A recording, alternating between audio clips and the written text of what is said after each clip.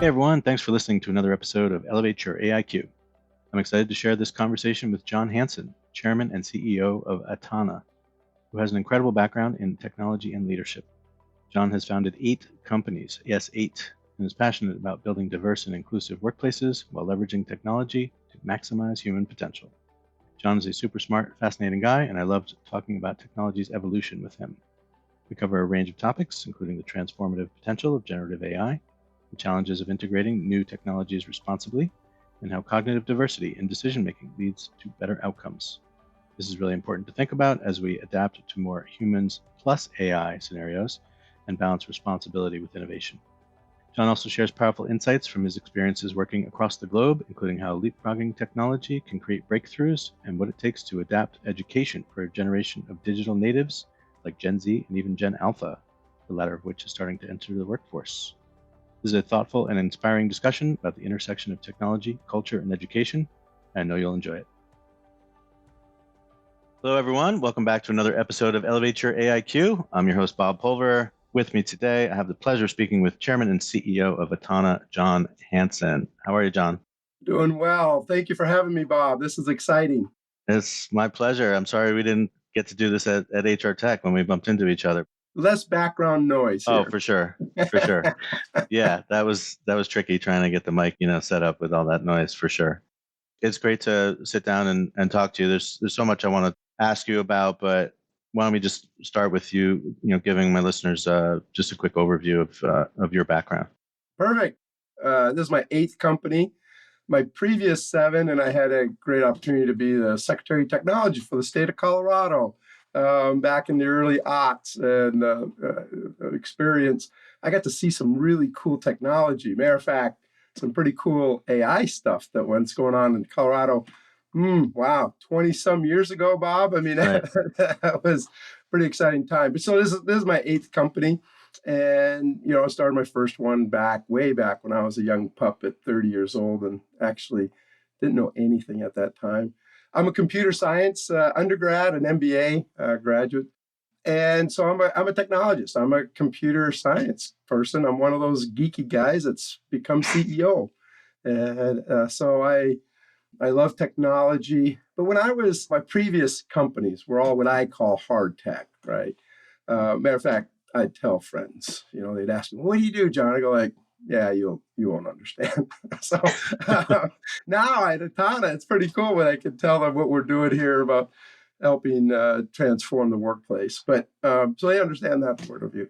But I've been a technologist my whole life. But you know, as I was a young CEO and I had some great mentors, but I was really, I don't know, it was kind of weird. I was frustrated by how homogeneous the space was. Now, I was a person, not to brag, because I didn't know what I was doing back then.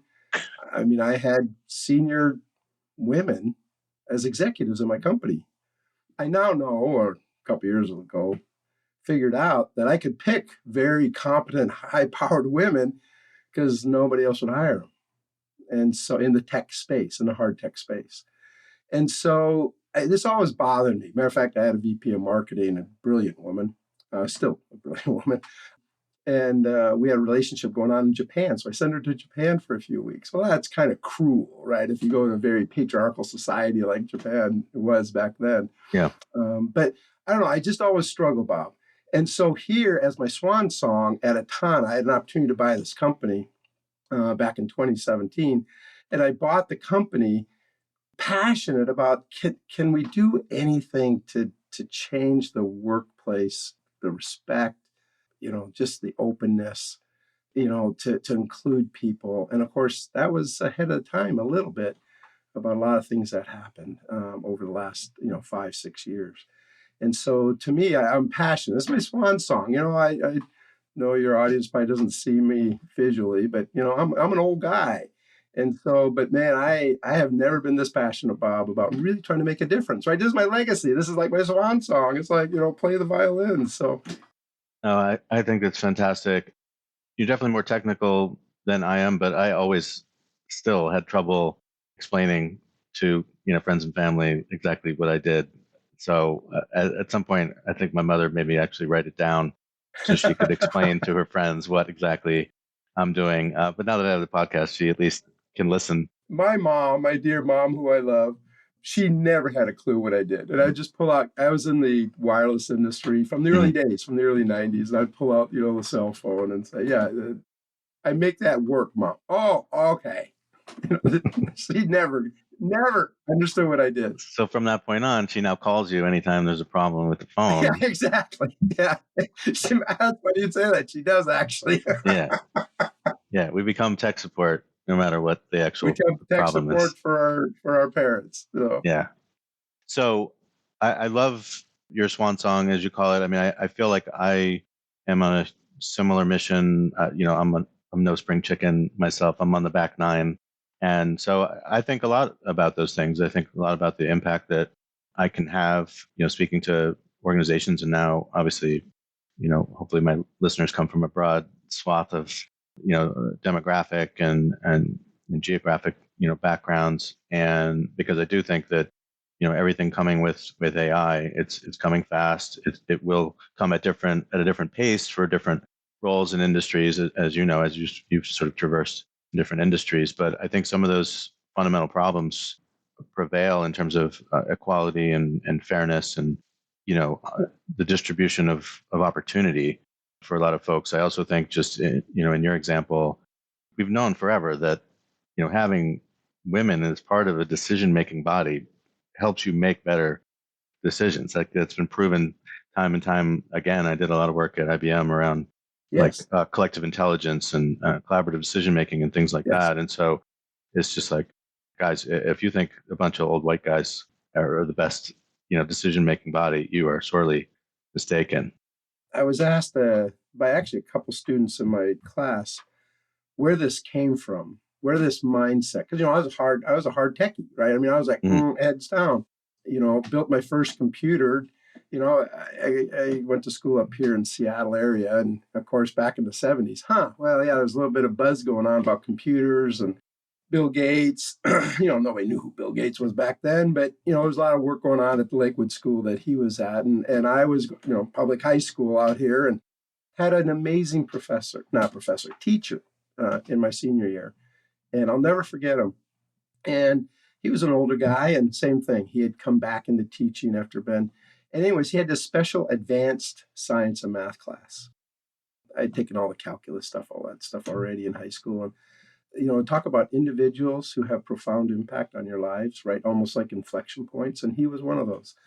So we, as a class, there was, 8 or 9 of us, and we built a computer. And it was like such a novel thing. Well, at the same time, Gates is over at Lakewood building a computer himself. And so it's kind of interesting how you can be informed at such a young age about technology that grows up. Now, when I was in school, so studying computer science, so this is now late '70s, early '80s. Oh, AI was a big thing, and I just chuckle. Here we are, Right. 2024. Wow, AI is a big thing. Well, I don't know, it's like the fifth wave of AI, right? This one's a little bit different because it's called generative AI. I mean, it is generative AI, but it has all the problems that AI had from the beginning. And so I've been through a few of these AI waves where it's going to, transform. And obviously, we've all seen Terminator with Skynet taking over, but Right. Right. so there's a lot of fear about AI as well, but there's also not an appreciation for its limitations. And there's a lot of hype on AI. And I don't know, those of us who are technologists who study the space, watch the space, and we'll talk about Atana. Yes, we have AI, obviously, in the Yep. background. Yep. But, for some of us, it's like, yeah, okay, it's got a little different color of the rose, but it's still got the thorns on the side. That's a good way to put it. So for me, this is because I didn't have that sort of super techie, background. I didn't love the regular, sort of computer science that everyone took in undergrad, B school. But I was at IBM watching, the advent of what we came to call big data and, advanced analytics and working on a IBM research campus. I won't claim to be a researcher, but working on that campus, connecting C-suite folks like yourself to what's coming with research. I mean, a lot of them absolutely did not have the background that you have, and so this was eye opening to them about what's coming and what the implications of that for how they operate, how they go to market, understanding more about their target market, whether that's B2B or B2C, et cetera. And so I literally had the Jeopardy studio in my office. Wow, nice. So we would show everyone how Nice. we would show like behind the scenes, like this is how it's sort of thinking. This is Here's the how, early days of Watson. yeah, exactly. So it was a research project back in 2012 or whatever it was called Deep QA, Deep Question Answering. And so they hadn't given it a name yet, but they knew they needed to make a big splash, and they hadn't really done anything like that since Deep Blue with the Right, chess playing computer. But right. it was fascinating to me, not just to learn about the inner workings of it, but to see firsthand the early sort of response to what it was doing and how it was thinking about its probabilistic Yes, determination of potential yes, answers, that it yes, it would literally show you its known unknowns. yes. Like if you could give me these other pieces of information, I can increase my confidence score perhaps above a certain threshold at which in Jeopardy you would actually buzz in. So it wouldn't answer if it didn't hit that threshold. They didn't read a threshold of confidence of the answer. Right, right. And then of Yeah, course they had to train it or do different models to say, well, what about betting? How do I know when to bet? How much to bet? How much do I uh-huh. bet if I get the double Jeopardy where you can? Jeopardy. Yep, yep.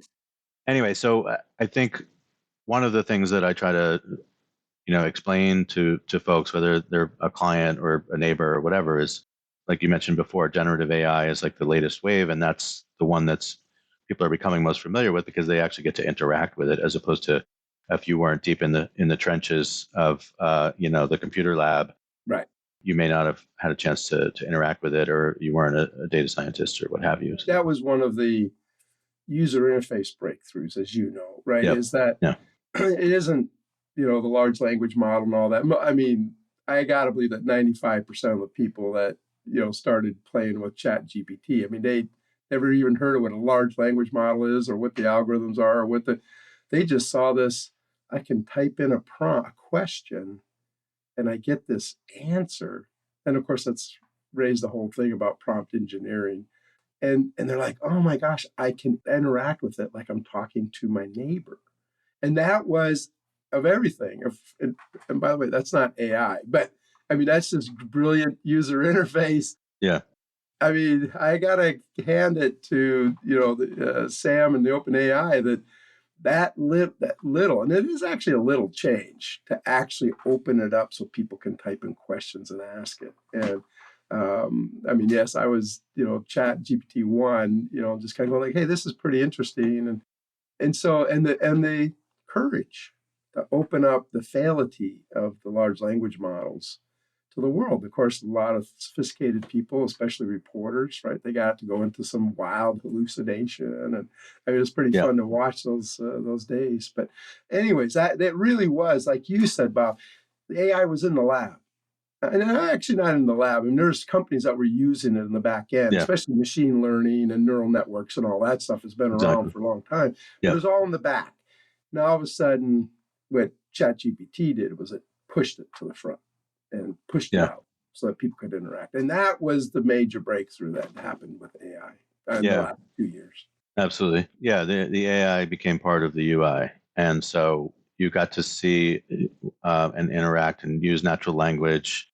And, we saw some of that with Watson, Yeah. whether that was, it could, Yes. Yes. understand, vocal cues. It could do, speech to text, text to speech, Yes. et cetera. Mhm. So, That's why it's been around, Bob, right? This is yeah, exactly. you and I, us old geezers, were like, this has been around. Okay, you came out with a Yeah. code UI and you made it publicly available, and okay, that's it. But all this stuff, and of course, I gotta say, natural language processing, audio, video, right? That's had huge breakthroughs in the last couple of years as Yeah. far as its authenticity, as far as its reliability in that area.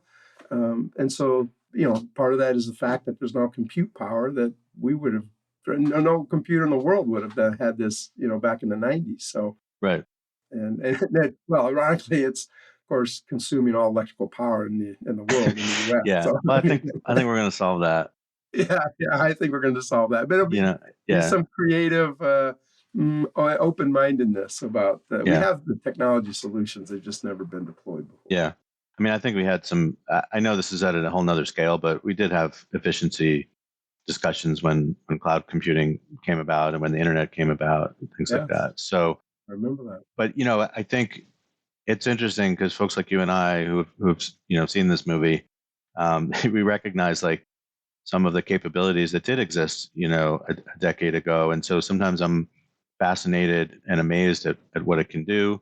What I say it in a general sense about some of the generative AI tools, but it's also sometimes frustrating when I see, if I'm interacting. I was just chatting with, I forget if it was Claude or ChatGPT the other day, and Claude's my favorite, but anyways, I like Claude. I yeah, like Claude a lot. I was trying to get my post-its. I've got these piles of post-its, and I'm like, this is enough of this. I got to break this habit. I got to digitize all this stuff. So I was asking it like, what's the most efficient way to do this? I don't have the ability to. Oh, I asked if I could just read it to Claude, and so And then it would record it and process and organize it for you. that's what I thought. I said, can I just read this Oh, to he you? doesn't Yeah, have a yeah, heart go for you? ahead, get started. And I'm like, how exactly are you hearing me? Because I'm talking. I have my headset on. I'm talking.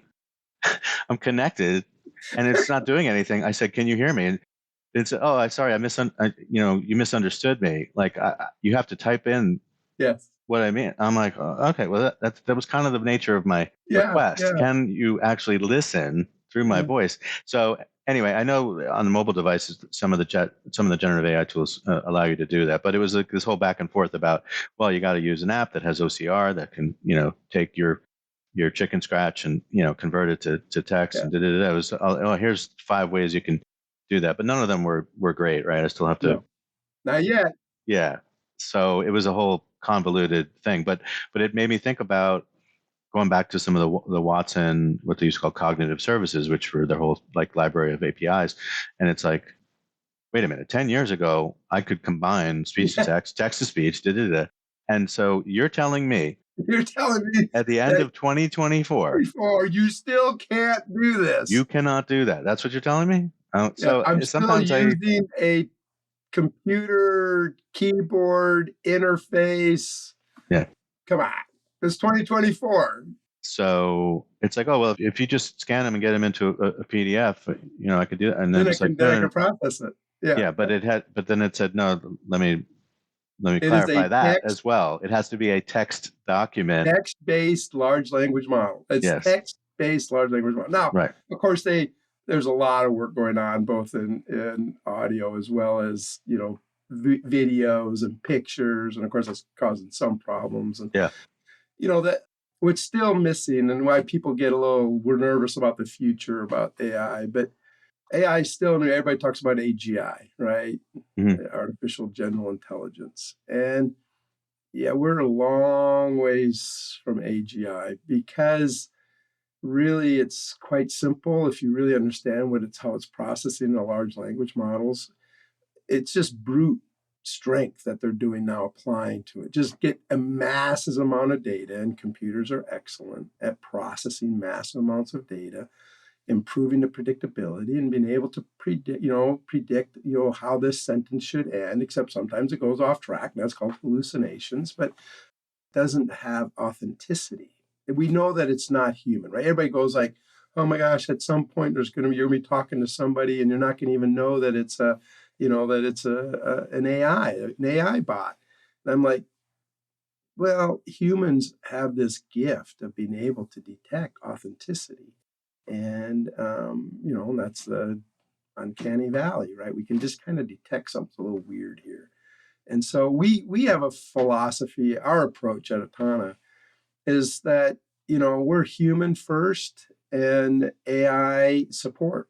I mean, that's what we're doing. It's like we create content. Learning content is one of the things that we are using in order to collect behavioral and attitudinal information through the content. And are we using AI? Of course we are. I mean, the AI that processes video now and clears up things. The translations are more accurate now than they are for human translators. So when we create a piece of content and run it through, we can do 20 languages in the course of about a half hour to translate those into those languages. And they can do it, with voiceovers that, boy, a lot of people go like, you can't detect that it's an AI generated. And so we're using all that in the back end. But the actual script writing, the actual story, the actual, we still use actors per se. Yep. And, AI can clean it up. It can kind of refine. It can take stuff out of the picture, make it clear. It can do all these amazing things. But there's still a human element that I think is going to be around for a long time. And I laugh about, Bob, we've seen fashion trends, right? And so it's always funny how, like, man, I wish I kept my bell bottoms from back in the 70s. But Right. but even, the desire, my daughter loves reading books. And I said, well, aren't you using Kindle on your iPad? I mean, and she goes, I just love something about the physical book. People taking pens on notepads, right? And so there's an element of humanity that still likes the analog, what I call the analog world. Yeah. We still like that human, and we are humans that like touch as well. So I do not panic or get upset about what's coming, like I didn't back in '98 when the last big AI wave, or I mean, one of the second big AI wave, or when Watson came out, right? And everyone goes like, oh my gosh, Watson's going to take over the world. Yeah, no, it actually did. And so I think that AI's best role is as a thoughtful support of human endeavors. And it can do things that we don't need to waste our time on those things. I Yeah. still, by the way, Bob, have not figured a solution to get rid of my sticky notes. So when you do, please share that. And I've looked at so much technology like you have. I still have not cracked that code. So if you Yeah. do, or do you develop something, let me know. I'll be a procurer of that. So This is William Tincup, and I'd like to direct you to a wonderful limited series podcast that Ryan and I recorded live at the ERE Recruiting Innovation Summit. We sat down with 20 recruiting and TA leaders from around the world to hear what today's best recruiters are doing to stay sharp, stay relevant, and stay ahead.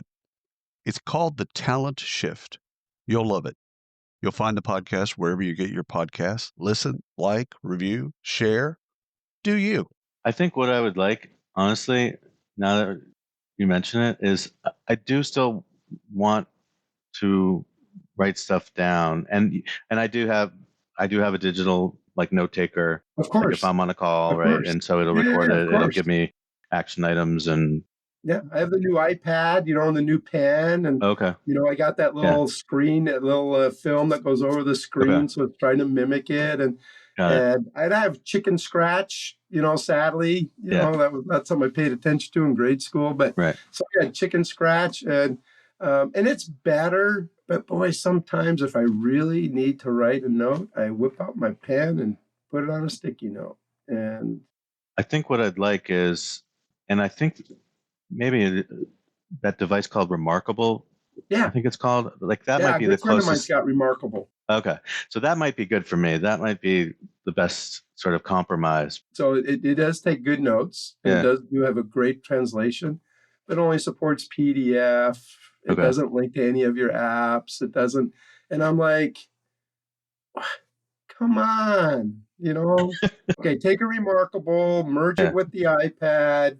The two of them should mate, and there we go. And so I'm waiting for that, Bob. If I could just take, we're still right on my post-its, and then just peel it off and stick it into like a A little scanner little type of slot, little thing. scanner, and then so I can literally immediately throw the piece of paper away. That would help me because I just the piles and the clutter and the curling of the notes and it's just it adds to the rest of the clutter.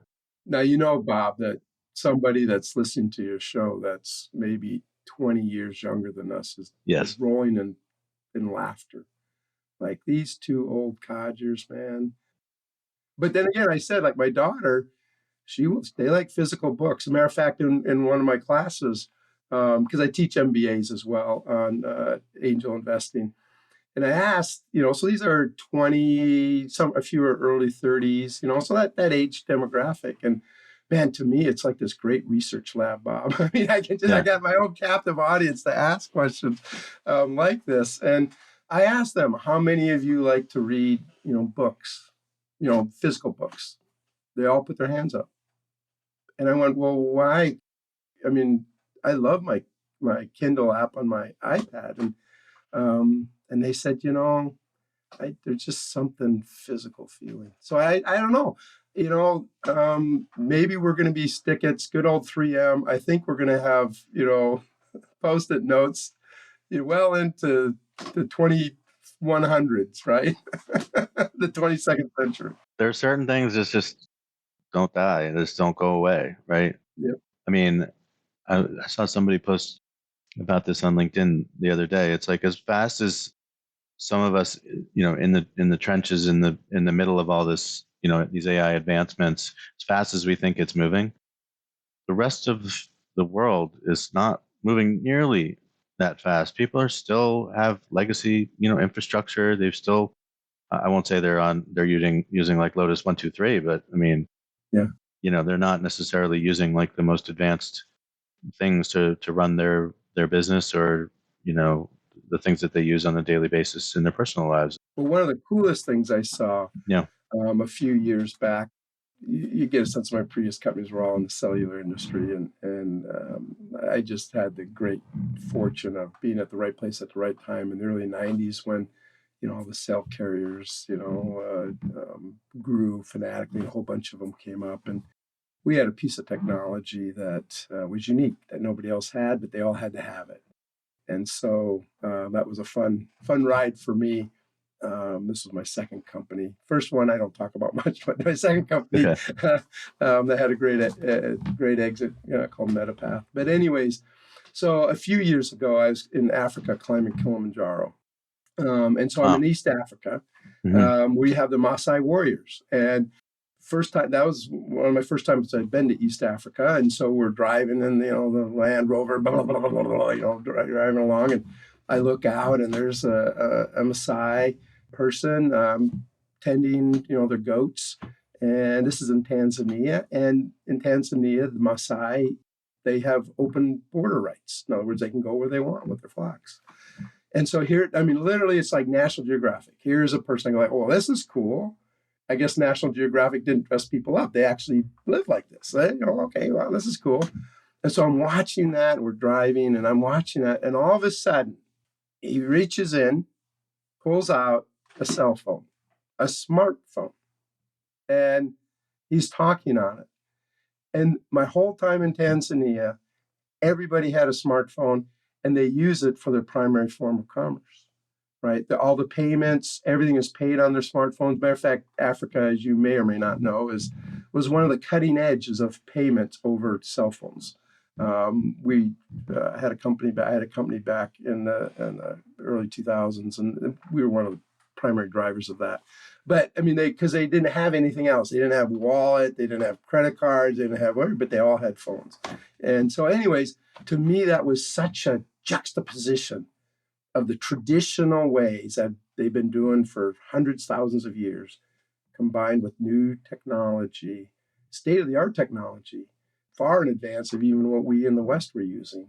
And it was just so fascinating to see that how those folks could embrace technology because it solved so many fundamental problems that they had. But to see a Maasai warrior with a smartphone, I was like, man, I should have videoed it, right? To me, it's just like, you couldn't have created an ad for Verizon better than that, right? Yeah. I remember, because IBM had set up a research lab somewhere in Africa. I'm drawing a blank on where exactly, but that was one of the primary industries that they were focused on. And it's really, I mean, it would have been a trip to see that firsthand. Yeah.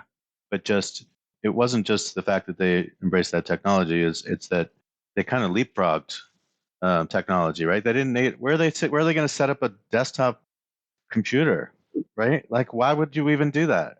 Nowhere. I mean, it Yeah, was such a leapfrog. And one of the pioneers of this was Cellnet. When I sold Metapath, we merged with a British company called Mobile Systems International, and they had a sister division called Cellnet, which was, primary providing cellular service in Africa.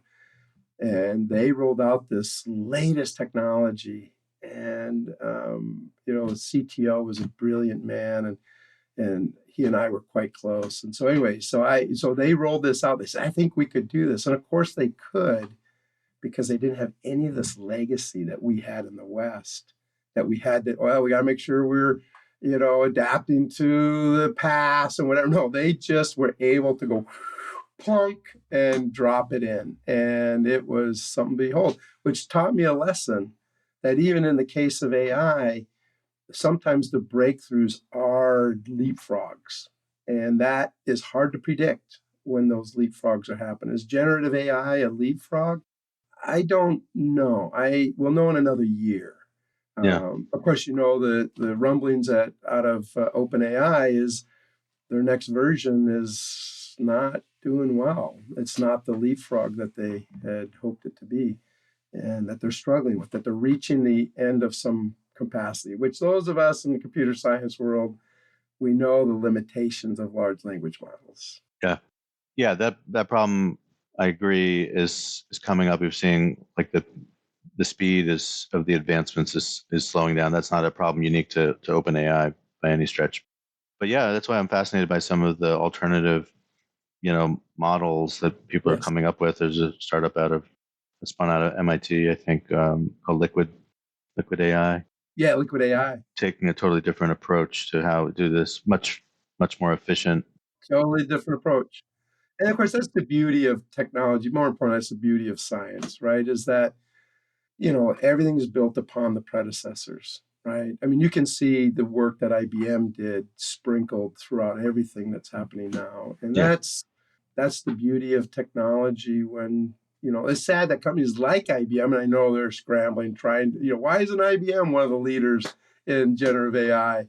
It doesn't normally happen that way. Normally, it's a small bunch of very smart people that can remove some boundaries. They remove some limitations that may exist at some of these companies. I yeah. give Satya Nadella a lot of credit at Microsoft for truly reinventing Microsoft. Of course, that's back in the old cloud days, Yeah, all of 5 years ago. right. And of course, then they, dumped $10 billion into OpenAI in order to get a leap on AI, large language models. So Yeah, I think he's been an amazing leader, but I never count IBM out because there's some really brilliant people there. Oh, I never count them out. I remember Yeah. the Luke Gerstner days, right? So the dark days of IBM, and man, they came charging back. So IBM actually bought one of my companies, Bob. Oh, So really? I have a near and dear feeling towards IBM. I have a Interesting. nice home courtesy of IBM. Yeah, Lou and I started right about the same time, Is actually. that right? Oh Yeah, my back goodness. in the mid '90s, I think we started Yeah, just a couple months apart. So, yeah. certainly I occasionally joke that, their revival was, who Was knows? due to Was you, it Lou? Bob. Was it me? I don't know. I don't know. Yeah. It's a toss up. I wanted to ask you about some of the ways that you think about how AI, we talk about leapfrogging, and, there are, if you think about that in the context of learning and development, there are people just like your, students at University of Washington might still like to, and your daughter still like to read, have that tactile, feeling of reading a book, or maybe they still are clinging to a BlackBerry because they like the tactile feel Yes. of a real keyboard. But in learning and development, I mean, you may still have people that think they learn better, in a classroom, an instructor Classroom. led, Mhm. classroom, and that's why maybe that was one of your motivations for going back to get your MBA, later in life. But I mean, I guess how do you think about advancements in L&D and like in this sort of age of AI and how it's used? So every modality of learning has advantages and disadvantages. And I don't think there's a winner or loser. I think it has to do with the learning. I believe that it has to do with what modality is best served by the content or the topic you're trying to address. If you're trying to address leadership, for instance, I don't know about you, but my leadership over my career has always been delivered by great mentors, one-on-one relationships. I've done a number of leadership courses led by some amazing people, and you can ask questions. It's impromptu. There's still, as humans, we still like a little physical touch on very critical areas. But if I'm trying to learn, Python, language, I don't need a professor to tell me that. So it was interesting when I've taught at the University of Washington part-time for 8 years, a few years full-time when I was between my gigs. And it's interesting that my delivery has changed. And I'm one of those instructors that welcomes technology into the room. Why not?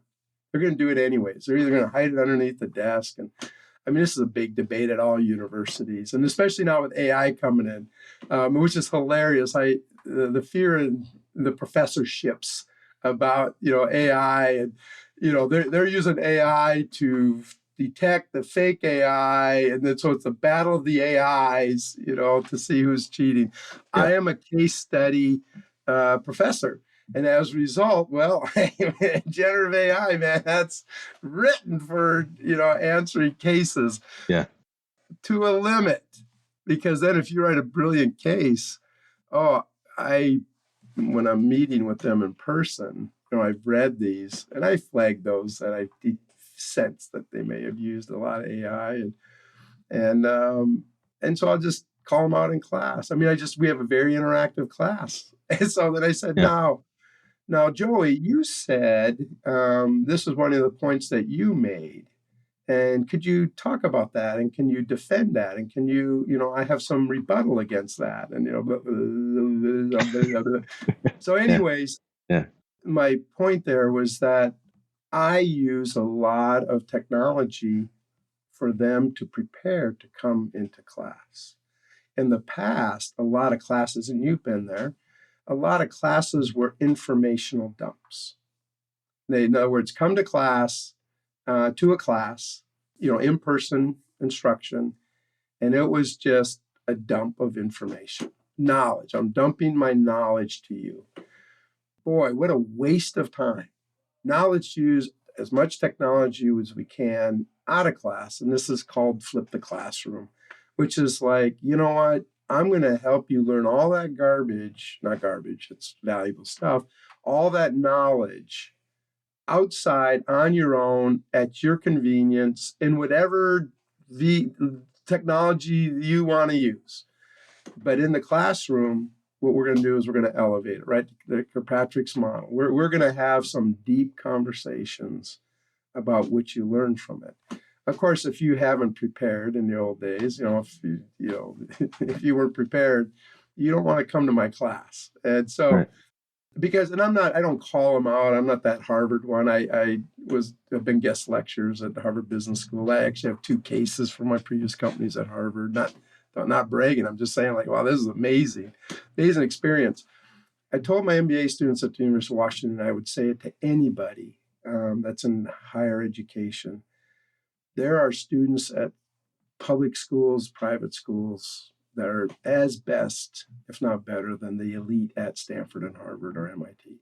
I mean, there's some smart people there, but there's smart people everywhere. I do not discount the human ingenuity around the world, and I love that at teaching at University of Washington. But anyways, the purpose, to your point, if you elevate the conversation in the classroom, then everybody wins.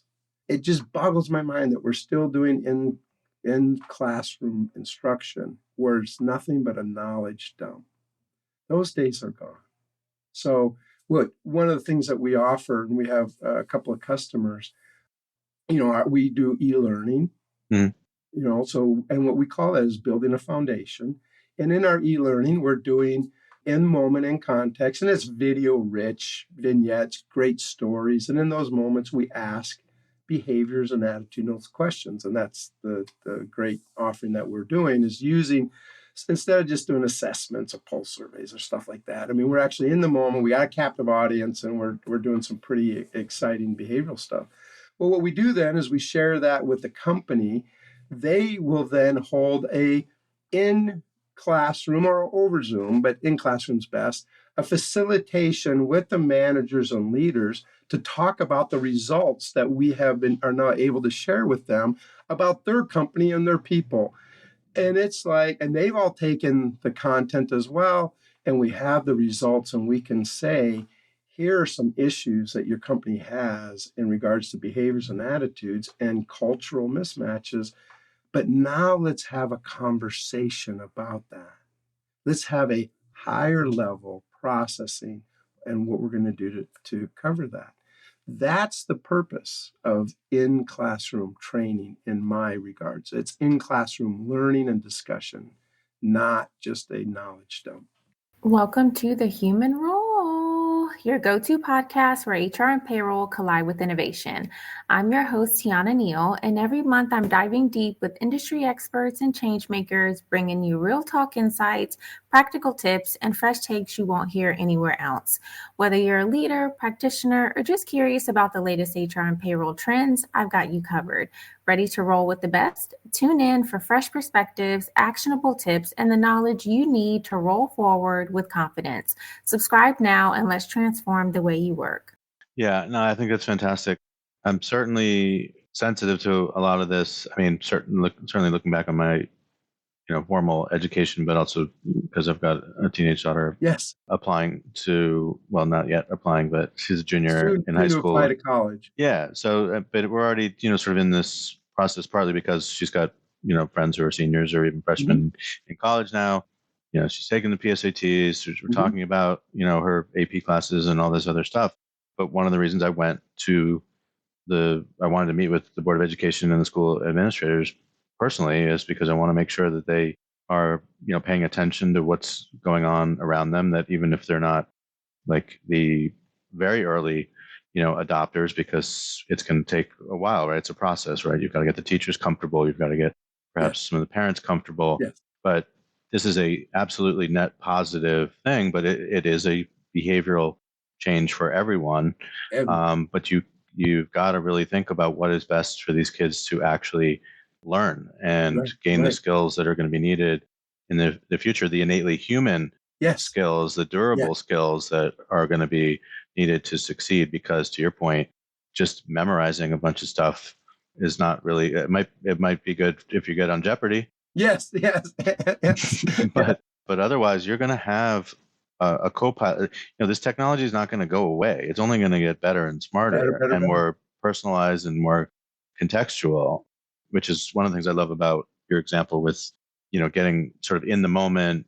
This is exactly what we're seeing. I mean, surveys are just point in time, emotional responses. It's, you took months to draft it. You're going to take months to analyze the results. This is in the moment. Here's the moment, real time. Yeah, here's the insight. Yes. Here are the patterns that we see. Here are some anomalies maybe that we want to account for, and do some one-off stuff. But that's how people, I don't want to say evolve, but I mean, it is how you are going to learn more effectively and increase your potential to succeed in all kinds of different roles that we can't even imagine, fathom yet. Yeah, that's right. Could any of us have imagined 4 years ago, coming out of COVID, Chat GPT?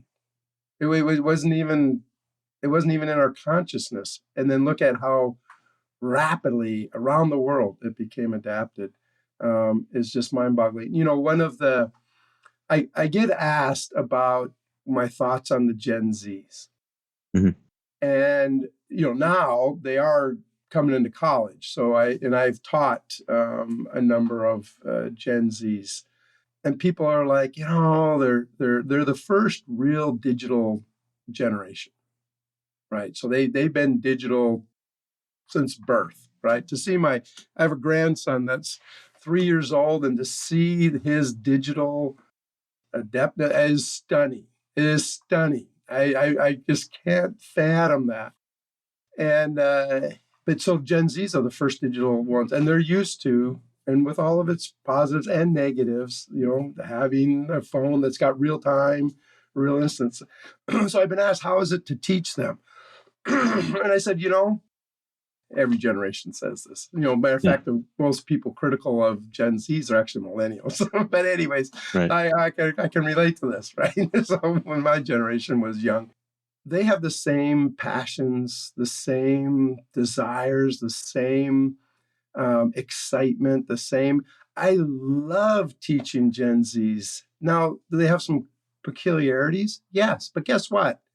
We have to adapt to those peculiarities and help them become strengths. Now, do they have great social skills, which is a lot of companies now as they're coming into the workforce? They're suffering from a lack of social awareness. And they have some behaviors because of their lack of social interactions, to the extent that we had growing up, or even millennials had. So there's this social element that companies are dealing with. It's impacting teams and how teams work. And I see that because in my classes, I do teams a lot. And there's not a lot of compromise. They don't know how to compromise naturally. And so I do find myself teaching them some basic team building that I didn't have to do in the past. And so there's some adaptation that has to go on. But guess what? Corporate, the world, the organizations that they're going to work for, they got to adapt too and measure and take on their strength. But they have the same passions. They want to succeed. They want to make a difference. They care. They care about the society. They care about the net. So they have these same passions like I did when I was a 21-year-old and had these great dreams.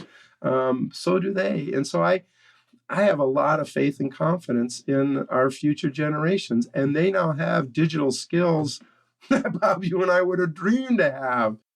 And they don't even think about having to worry about some knowledge stuff that we had to memorize in U.S. history class in high school. Yep. They don't even have to waste those brain cells to process that. So Yeah. So I'm excited for you and for your daughter going into college. Yeah, no, it's going to be an exciting time. I'm psyched to go visit some campuses. She's got some That's the best cousins. part. She's got some older cousins in college now, so we're going to try to see them in the springtime, and so that'll be. Yes. And it's changed, Bob. Heads up. It's changed. I have no doubt. Yes. But I also, to your point, I mean, I think they are digital natives and they're comfortable with technology, which is all the more reason. I mean, I don't know when you got your first computer or built your first computer, but 76 was the first time I built my computer and got my computer science degree in the early 80s. And so it's like, we had a Commodore 64 at home, probably early 80s. And we also had Apple IICs or something in class in middle school. So I was, 11, 12 years old or whatever. So early 80s.